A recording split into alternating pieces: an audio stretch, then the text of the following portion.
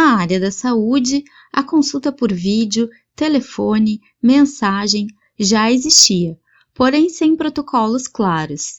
A pandemia acelerou o processo de regularização da telemedicina e essa é, muito provavelmente, uma prática que veio para ficar. E é sobre ela que iremos falar hoje. Hospital Mãe de Deus apresenta Hora da Consulta.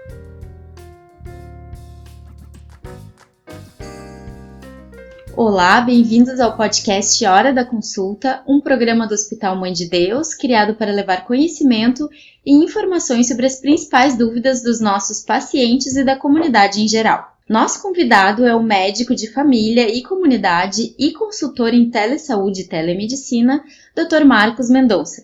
Muito obrigado pela presença, doutor. Para começarmos a nossa conversa, vou pedir para você se apresentar e falar um pouco da sua história na atuação em telemedicina. Olá, Silvana. Olá, ouvintes. Primeiramente, obrigado pelo convite. Eu sou o Marcos Mendonça, sou médico de família e comunidade. Já trabalho com telemedicina e telesaúde há pelo menos 5 anos. Trabalho no projeto Telesaúde RS da Universidade Federal do Rio Grande do Sul.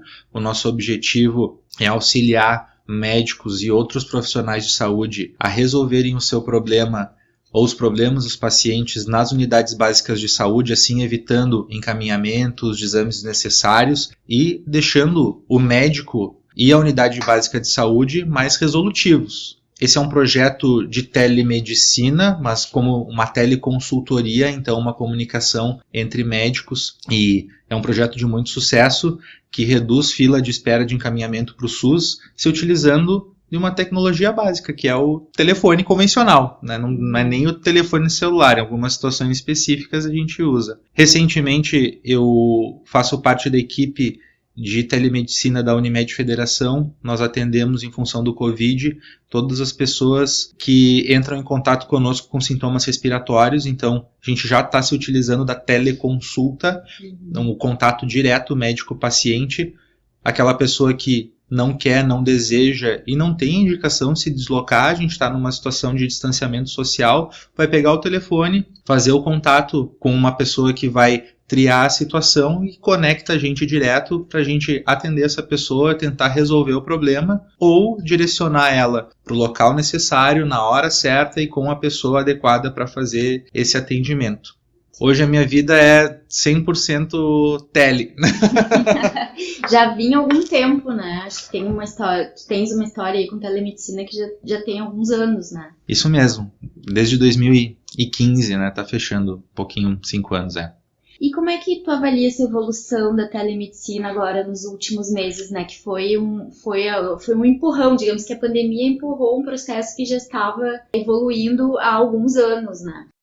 As ações de telesaúde, elas não são de hoje, elas vêm crescendo e já estão bem desenvolvidas, pelo menos no nosso país, há pelo menos 10 anos, do ponto de vista de estrutura, estratégia e desenvolvimento. E até então não era nada polêmico, né? Acredito que aquilo que fez crescer a telemedicina em visualização e agora em função da necessidade da pandemia é única e exclusivamente a teleconsulta. A necessidade de médico e paciente se conectarem à distância. E isso estava muito dependente de resoluções, o Conselho Federal de Medicina e as entidades médicas vinham discutindo isso numa velocidade habitual para aquilo que a gente sabia que era a velocidade dessas tramitações políticas, e a pandemia veio para a gente evoluir 10 anos em uma semana. E conseguimos, fico muito feliz em saber que, dada a necessidade, não só o governo federal, mas também as entidades médicas entenderam a necessidade da conexão médico-paciente e desde então, de uma resolução, na verdade, uma lei, né, de abril do governo federal autorizando o ato médico à distância, a consulta médica à distância, nós estamos conseguindo atender os pacientes via telemedicina e com muito bons resultados. E quando que tu consideras que as pessoas devem procurar um atendimento por telemedicina? É importante lembrar que a teleconsulta ou o atendimento por telemedicina ela é uma consulta médica normal, como qualquer outra. Tem algumas diferenças, mas é uma consulta médica. A gente está colocando o tele na frente, né? Telemedicina, telesaúde, porque é um conceito e é um mundo novo para todos nós. Mas daqui a pouco esse tele também vai sumir. Por exemplo, a gente não fala mais e-bank, né? Agora eu vou acessar meu e-bank. Não, a gente pega o telefone celular e diz, olha, vou aqui pagar minha conta, né? Fazer o meu banco. Então, isso tende a sumir. Daqui a pouco eu vou estar olhando para ti, né? Você vai estar mexendo no meu telefone celular. Eu vou perguntar o que tu está fazendo. Eu estou aqui acessando o meu médico, né? Não vai dizer, eu estou aqui fazendo uma telemedicina. Isso significa que quando você sente que você precisa consulta, você pode entrar em contato com o seu médico e solicitar esse atendimento. É claro que tem algumas situações em que a gente precisa não só do profissional presencial para te examinar, para ter acesso a informações que neste momento à distância nós não temos, e também situações de emergência, onde você não está se sentindo bem, que você sente, a gente sente quando tem alguma coisa de errado acontecendo com a gente também, que a gente sente que porventura a gente vai precisar de uma medicação, a gente vai precisar de um cuidado, aí automaticamente a gente vai para o presencial. Existem algumas situações para a gente ganhar tempo que a gente pode se utilizar do teleatendimento para fazer uma triagem, do tipo, estou com febre e um pouco de tosse. Será que eu preciso de uma emergência? Eu uso o atendimento remoto para essa pessoa, esse médico, esse profissional de saúde dizer sim ou não. Mas aí eu estou em plena consciência de que não está tão grave assim. Eu acho que agora na pandemia... acho que os principais sintomas, né, que as pessoas têm medo é quando começa com dor de garganta, a tosse, a febre, né, que são sintomas que não necessariamente precisa correr para uma emergência, né, mas é importante estar atento em função do vírus, né. Sintomas leves, a gente pode solicitar o teleatendimento. Tem algumas situações que é sensação iminente de falta de ar, né. A gente está com uma criança menor de 5 anos que está com suspeita de Covid, né? A gente não tem segurança em utilizar a tecnologia, do tipo, não sei mexer. Eu acho que em algum momento vai travar, eu vou trancar ou a minha conexão não está boa. Isso pode prejudicar. Essas são as situações em que a gente não recomenda se utilizar o atendimento remoto para a gente não perder tempo. Porque aí o telefone, ficar mexendo no telefone vai demorar mais do que a pessoa pegar o seu transporte, o seu deslocamento e ir até o hospital. E claro, as situações graves que precisam, né, de monitoramento imediato. Então, aqueles casos graves, crianças menores de 5 anos, dificuldade no manuseio da tecnologia, são situações em que não são indicadas se pedir o teleatendimento. E o que os pacientes, acho que tu já falou um pouquinho aí da conexão, né, que tem que ser boa, enfim, mas o que os pacientes devem levar em conta nesse atendimento? Primeira coisa que é um mundo novo. Não só para você que é paciente, mas também pro médico que está atendendo.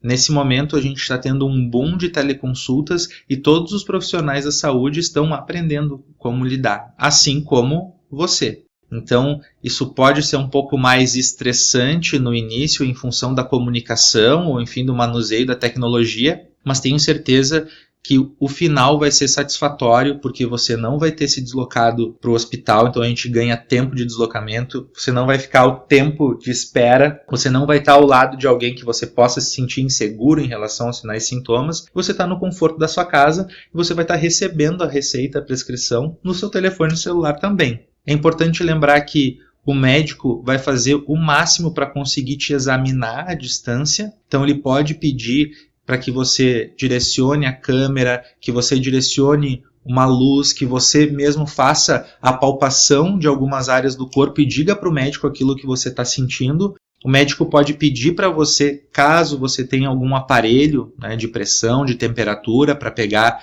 informações, então ele vai pedir o teu auxílio para dar informações para esse médico, porque não tem o contato físico. Isso é importante lembrar. E claro, que em algumas situações a teleconsulta ela não vai ser finalizada naquele momento.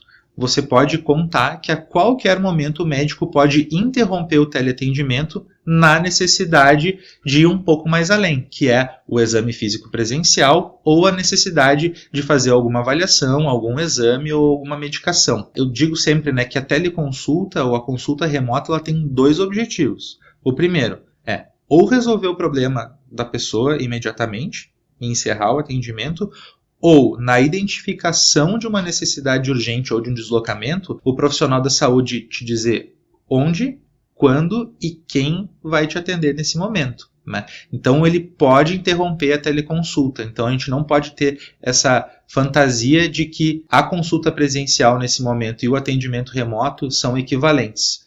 São iguais em muitas coisas, mas em outras a gente precisa do presencial. Tá certo. Acho que isso... já vou pegar um link aí para uma pergunta que eu tinha preparado, que era se tu considera que a teleconsulta pode se equivaler à consulta presencial. Na maioria das vezes, a gente consegue ter equivalências. Porque nem sempre a gente vai precisar fazer o exame físico completo da pessoa. Tem consultas em que eu quero saber se a tua pressão está bem adequada, eu vou te orientar sobre o resultado de exames, eu vou te dar orientações sobre sinais e sintomas leves, eu vou tirar tuas dúvidas em relação a tudo aquilo que você traz na consulta.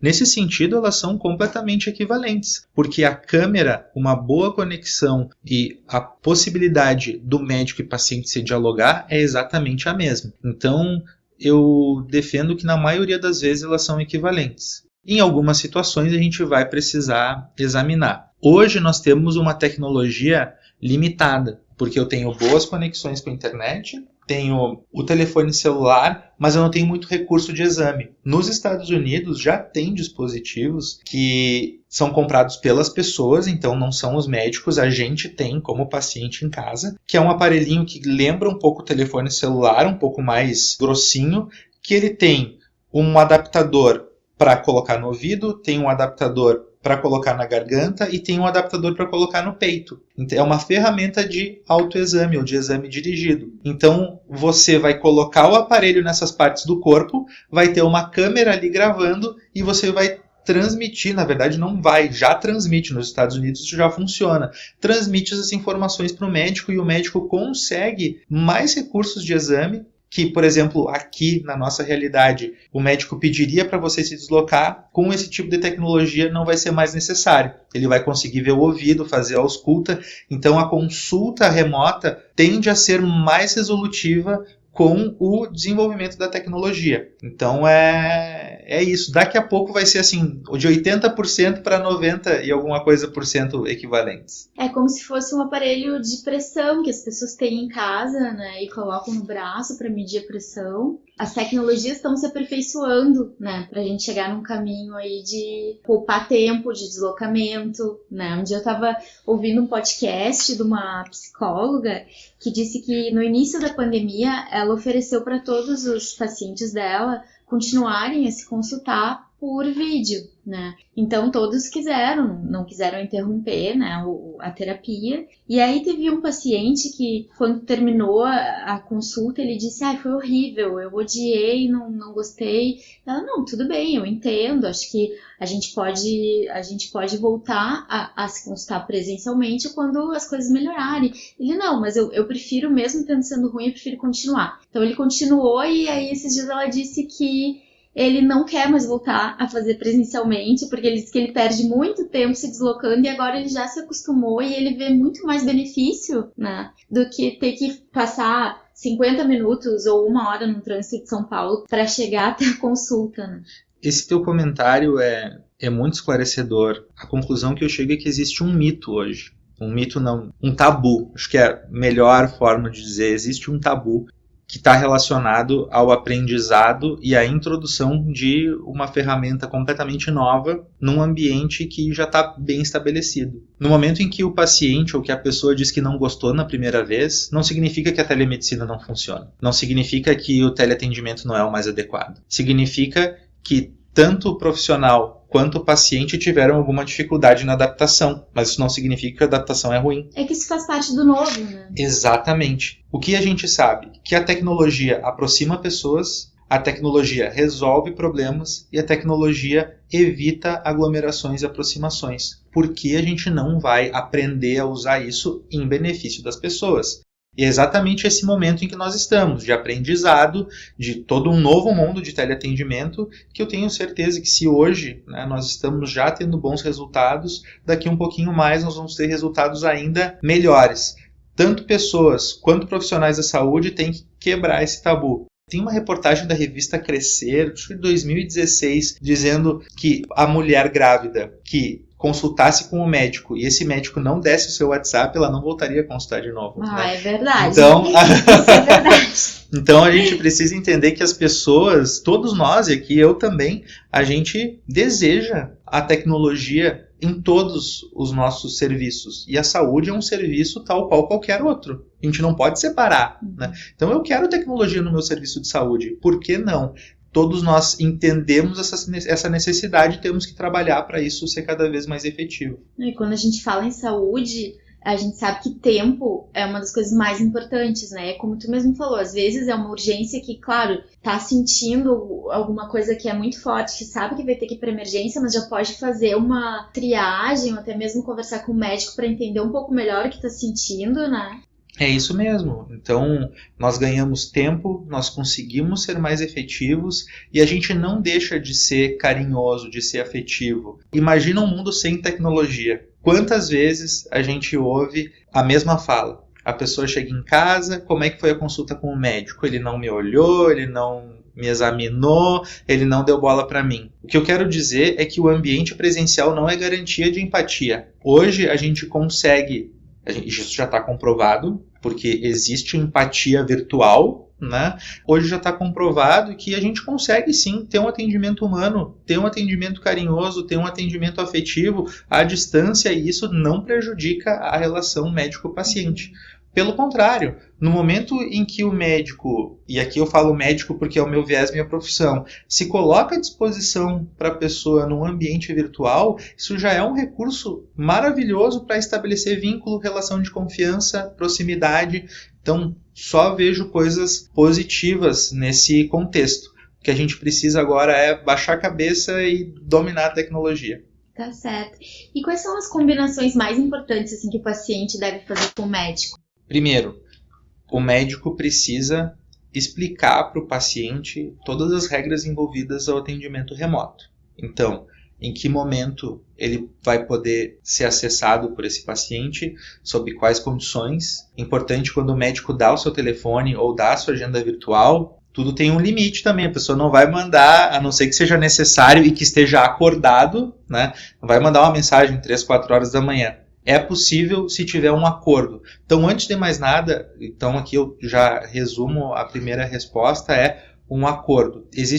Deve haver uma combinação entre médico e paciente em relação às regras do funcionamento. Segundo, deve-se entender aquilo que vai ser possível ser feito à distância e aquilo que não vai ser possível ser feito à distância naquele contexto. O paciente, então todos nós que vamos ser atendidos por um médico, a gente precisa estar num ambiente favorável para isso acontecer. Então não dá para fazer teleconsulta dentro do elevador, não dá para fazer teleconsulta no meio da sala com, né, a muvuca acontecendo, criança, enfim, né, esposa, marido. A gente tem que estar num ambiente onde a gente está se sentindo bem e que a gente tem esse tempo reservado. Desligar tudo, né? Se está funcionando a internet, coloca no modo avião, usa um outro aparelho, né? Diz que aquele momento vai ser da teleconsulta para evitar interrupções, porque o momento de respeito e de saúde é exatamente o mesmo. Aqui eu estou falando, né, que é a mesma consulta. Então, a mesma atenção e carinho que a gente daria para uma consulta médica, um deslocamento, é a mesma coisa, só que a gente está em casa. Então, a gente tem que criar esse ambiente de respeito também, né? Então, tendo bem acordado em que situação a gente vai acessar o médico, quais são as principais diferenças e saber respeitar o momento, a gente tem tudo para ter uma boa teleconsulta, um bom atendimento em telemedicina. Para a gente finalizar aqui, já estamos nos encaminhando para o final da nossa conversa, você acredita que no futuro a telemedicina será a primeira opção para os atendimentos? Sim, acredito. Nós já estamos vivendo uma situação assim, principalmente em relação a algumas operadoras de saúde, que antes de você marcar sua consulta e antes de ir na emergência, você vai ligar. Tem um exemplo em inglês, né, que o sistema público de saúde deles tem um telefone, que é o 111, então a pessoa teve algum sinal, sintoma, ela não vai para lugar nenhum. Primeiro ela vai ligar para o 111, vai ter uma triagem com um outro profissional de saúde que vai entender o problema e vai saber se a pessoa vai marcar consulta ou se a pessoa vai para uma emergência. Então a gente está se encaminhando para uma pré-avaliação por tecnologia antes do deslocamento, que pode ser desnecessário na maioria das vezes. Hora da prescrição. Esse é o momento do nosso programa em que damos alguma dica para quem está nos ouvindo. Para quem ficou interessado na telemedicina e por conta da pandemia prefere se consultar virtualmente, convidamos a diretora de relacionamento com médicos e clientes, Marielle Crichon, para falar como funciona esse serviço no hospital. Marielle, muito obrigada pela presença. O que as pessoas que têm interesse em se consultar via telemedicina Mãe de Deus devem fazer? Olá, Silvana, tudo bem? Muito obrigada pelo convite. O nosso serviço de telemedicina ele está disponível diretamente na central de relacionamento com o cliente pelo número 3230 6000. O nosso serviço funciona 24 horas, todos os dias. Temos uma equipe especializada em atender rapidamente a demanda desses clientes que estão impossibilitados ou preferindo não se deslocar. Tá certo. O paciente liga, então, e vai receber um link. Como que funciona a dinâmica? O atendimento é muito rápido. Assim que o cliente ligar e informar a atendente que ele quer um atendimento por telemedicina, após fazer um cadastro inicial com nome e telefone, o cliente recebe um SMS pelo seu celular ou um e-mail e ele já, ao clicar tanto neste link que vai por SMS ou por e-mail, ele já fica numa fila para iniciar o atendimento, que é muito rápido. Certo, e essa consulta ela pode ser feita pelo celular ou ela tem que ser feita por um computador? Como que funciona? Funciona em todas as plataformas, tanto por celular, notebook, iPad, computador. Os nossos clientes têm preferência por celular, né? Não precisa estar na frente de um computador, ele pode estar em qualquer lugar, a qualquer momento, caminhando na rua, em casa, na cama. Então a questão é a agilidade e a praticidade. E com essas orientações valiosas, encerramos mais uma edição do podcast Hora da Consulta, um programa do Hospital Mãe de Deus, criado para levar conhecimento e informações sobre as principais dúvidas dos nossos pacientes e da comunidade em geral. Acompanhe nossas redes sociais e fiquem atentos para o próximo programa. Lembrando que dúvidas, críticas e sugestões são bem-vindas e podem ser enviadas para horadaconsulta@mãededeus.com.br. Agradecemos mais uma vez ao Dr. Marcos e a Marielle e até o próximo episódio.